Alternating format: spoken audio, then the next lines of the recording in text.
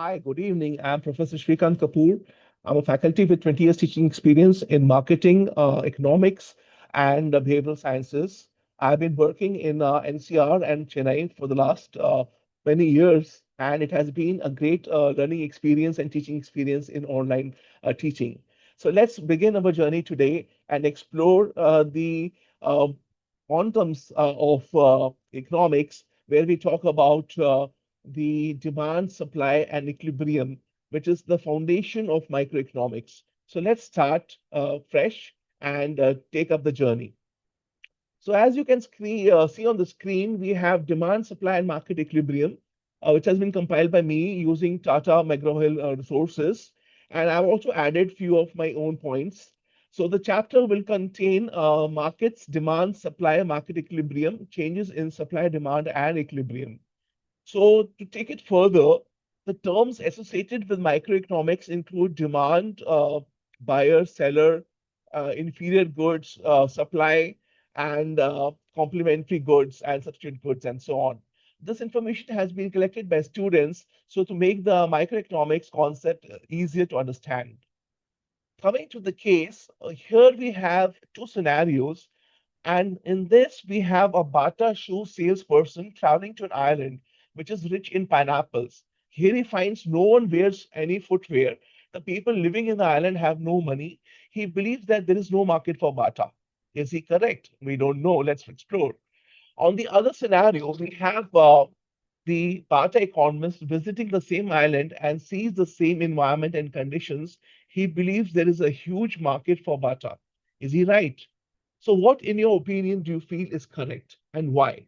So, let us explore this case. And here we analyze that in the first scenario, we find on the surface level, there is no market or no need because there are people not wearing any footwear and there is no monetary exchange value uh, given as in terms of money. But in the second scenario, we look at it in a different perspective and we see there's a huge market because people do not understand the value of wearing footwear, that is, shoes and accessories. And also, there is the substance available is the pineapple, which is in large quantities, which can be doing having a barter exchange with the people in the island. In terms of the barter, we can also include fishes, which is around the island, and also coconuts and various kinds of orchids. So we believe that the economist has a better view of the island market, and therefore there is great potential. Next, we talk about markets, which includes the interaction between buyers and sellers. Markets can be local, national, international. Importantly, markets, when there is interaction between demand and supply, the discovery of price is there. So, what is demand? As we can see, demand is a schedule or curve that shows the various amounts of product the consumers are willing and able to purchase at different possible prices. Now, the demand curve, we can see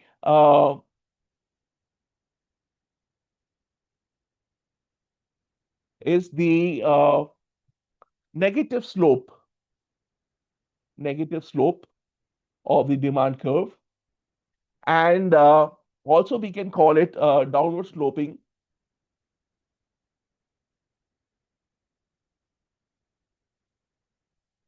right? And we also see that the aggregation of these market curves, the individual market curves, demands a total market. Now, coming to the law of demand, other things being equal, as price falls, the quantity demanded increases. So price acts as a hindrance or an obstacle to buyers. This is because of law of diminishing marginal utility and income effect and substitution effect. Looking at the demand curve, we can see on the y-axis we have the price per gallon, which is given here, and also the quantity demanded, which is given here at the x-axis, which is the quantity demanded, the gallons per week. And we can see at higher prices, the quantity demanded decreases. Now, market demand is the addition in this case of Joe and Jen and J. So totally we have total market, this is the demand for price per gallon at $5 is 30, which increases when the price per gallon falls to 1. And then we can say this is the point where we can talk about the increase in demand. Now, there is something called the changes in demand. The changes in demand is basically the increase in demand and also the decrease in demand. As we have seen, a demand is a negatively sloped, which is there. And here we will be talking about what are the reasons for the shift in the demand curve to the right or to the left.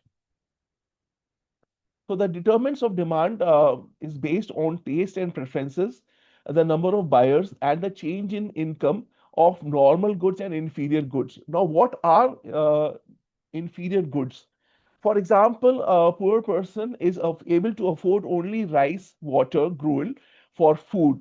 Now, as his income increases because he has got a better placement or a job, he will shift from the rice gruel to better qualities of rice, or he can shift to wheat in addition to his protein diet, in addition to his carbohydrate diet and consumption pattern. Therefore, in this case, the rice gruel becomes an inferior good. Now, there is changes in prices of related goods and substitute goods and complementary goods. So, what is a substitute good? So, substitute good can be, uh, we can say, between coffee and tea. That's a substitute good. A complementary good would be car and petrol. Changes in customer expectations of future prices. Now, suppose the customer is expecting a rise in future prices, this will lead to additional demand, and basically it calls some kind of a hoarding, which people like to place their orders.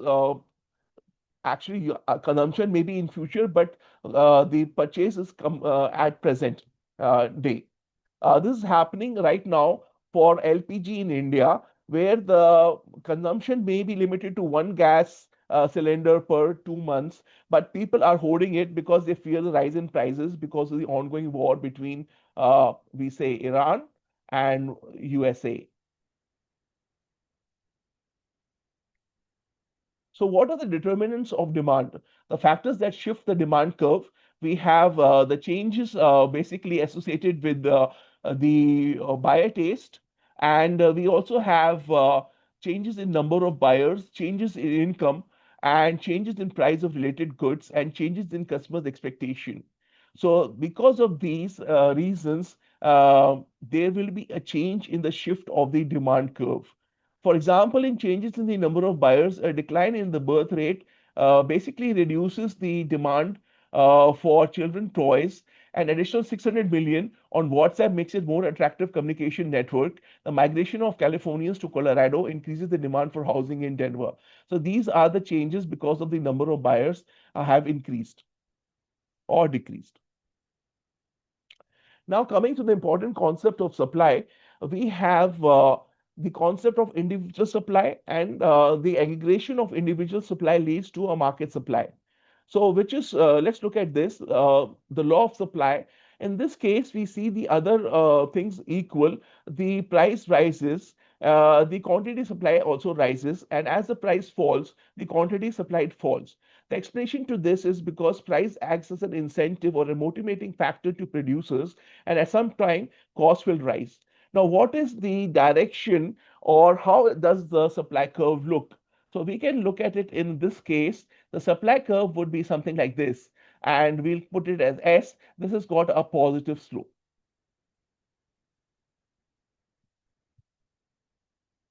And as we have seen here in the diagram on the right and the schedule on the left, the variation at different prices points and quantity supplied changes.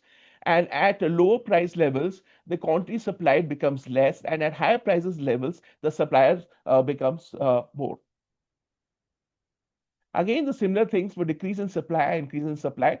The determinants of supply here is the change in resources prices, change in technology, change in taxes and subsidies, change in prices of other goods, which can be complementary or substitutes, a change in production expectations, a change in number of sellers. So when we look at the changes in the price point here, we see a decrease in the price of microchips increases the supply of computers, and increase in supply of crude oil reduces the supply of gasoline. On the other hand, when we see the change in technology, let's say the development of lower cost space price technology increases the supply of satellite broadband. Improvements in artificial intelligence increases the supply of customer service chatbots, which are used in communication and also in apps. Similarly, when we change in taxes or subsidies, which is usually held by the government, an increase in the excise tax of cigarettes or liquor may reduce the supply of cigarettes. A decline in subsidies to state universities reduce the supply of higher education. Tax credits, also called subsidies for childcare, increases the number of daycare centers. A tax on indoor tanning reduces the number of tanning salons. Looking at the other determinants of supply, we have increase in the prices of cucumbers decreases the supply of watermelons. An increase in the price of alcohol based sanitizers decreases in the supply of gin. So this is the change in the price of other goods which is given here. Looking at a change in producers' expectation, an expectation of substantial rise in future wood, lumber is wood, prices increases the supply of wood logs today. The belief that gasoline prices will fall next year increases the supply of gasoline this year because people are motivated to make profits. Looking at the change in number of suppliers, an increase in the number of tattoo parlors increases the supply of tattoos. The formation of women's professional basketball leagues increases the supply of women's professional basketball games. So this is coming to the equilibrium. Now, equilibrium is where we can draw here. Uh, so let's assume this is the demand curve and this is the supply curve. So this is the, we can say is the equilibrium point. This will be the quantity, and supposing at some point here will be the price. So we have productive efficiency, production goods in the least costly way using the best technology and allocative of efficiency which is given. Now, looking at this slide, we understand the interaction between demand curves and supply curves, which is happening at price is equal to 3 and quantity demanded is equal to 7,000 gallon. At any other price, or there will be a difference in the quantity and supply, and it will not be in equilibrium position. So here we will make sure that it is very important to understand the concepts of demand and supply to understand the basics of microeconomics. Thank you so much for your interest. Thank you so much. Bye.